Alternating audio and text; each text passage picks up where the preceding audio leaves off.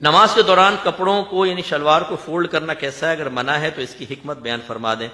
دیکھیں نبی کریم صلی اللہ علیہ وسلم نے الٹا کپڑا پہن کے نماز پڑھنے سے منع فرمایا، بعض روایتوں میں کپڑا گھرسنے سے منع فرمایا۔ گھرسنے کا مطلب یہ فولڈ کر لینا ہی ہوتا ہے۔ تو وہ جو اس زمانے میں ہوتا تھا وہ کچھ اور ہوتا تھا، وہ لوگ تو تیبند پہنتے تھے۔ ہر دور میں فقہا مختلف چیزیں دیکھتے ہیں اور پھر وہ ان کے بارے میں فیصلہ کرتے ہیں کہ اس کو سابقہ کس حکم کے ساتھ متصل کرنا ہے۔ جیسے آج کل ہیروئن ہے، آئس کا نشہ ہے، تو انہوں نے غور کیا کہ اس میں چونکہ نشہ ہے تو کس کے ساتھ متصل کیا؟ شراب کے ساتھ، کہ شراب حرام، یہ بھی اسی طرح یہ ہوتا۔ تو بہت سو نے یہی فتویٰ دیا کہ پائچے فولڈ کر لینا، شلوار کو گھرس لینا، آستین کو فولڈ کر لینا، اس سے نماز مکروہ تحریمی ہوگی، ٹھیک ہے نا۔ اور بعض ایسے ہیں جن میں اب ہم بھی شامل ہیں، میں اس کے اوپر یہ کہتا ہوں کہ آپ ایسے ہی کریں کہ اس کو فولڈ نہ کریں، ویسی نماز پڑھیں، لیکن اگر کسی نے پڑھ لی ہو تو اس کو مایوس بھی نہ کریں، کیونکہ یہ ایک جو فقہا کی اپنی ایک رائے ہوتی ہے، اس کو نص مذہبی کہتے ہیں، اور نص مذہبی میں کافی گنجائش ہوتی ہے، اور نص مذہبی کے خلاف جب عوام میں بہت سی چیزیں عام ہو جائیں تو بعض اوقات خود فقہا اپنی رائے کو واپس لے لیتے ہیں، جس کی میں ایک مثال آپ کو دیتا ہوں، الکحل کا استعمال۔ اعلی حضرت نے اس کو پیشاب کی طرح ناپاک اور نجاست غلیظہ قرار دیا، لیکن آج آپ دیکھیں ہومیوپیتھک کی دوا میں 99.99% الکحل ہے، اور اسی طرح آپ کے کف سیرپس کے اندر الکحل اور بہت ساری دوائیوں کے اندر ملی ہوئی ہے۔ تو جب فقہا نے دیکھا کہ یہ عام ہو گئی ہے تو انہوں نے اپنی رائے واپس لے کر جواز کا حکم دے دیا۔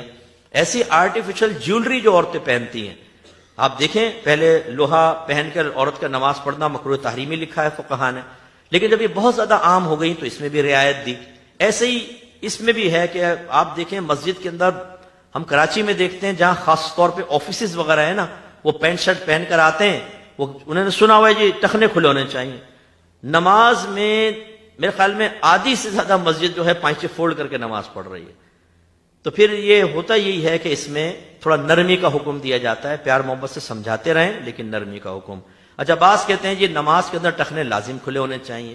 اصل میں ٹخنے کھلے ہونا کوئی لازم ضروری نہیں ہے، نبی کریم نے جو منع فرمایا وہ تکبر کی وجہ سے منع فرمایا تھا۔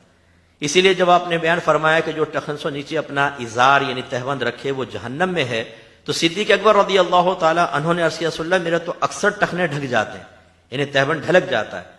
تو آپ نے فرمایا کہ ابوبکر آپ ان میں سے نہیں ہیں، یعنی میں نے تو متکبرین کے بارے میں بیان فرمایا۔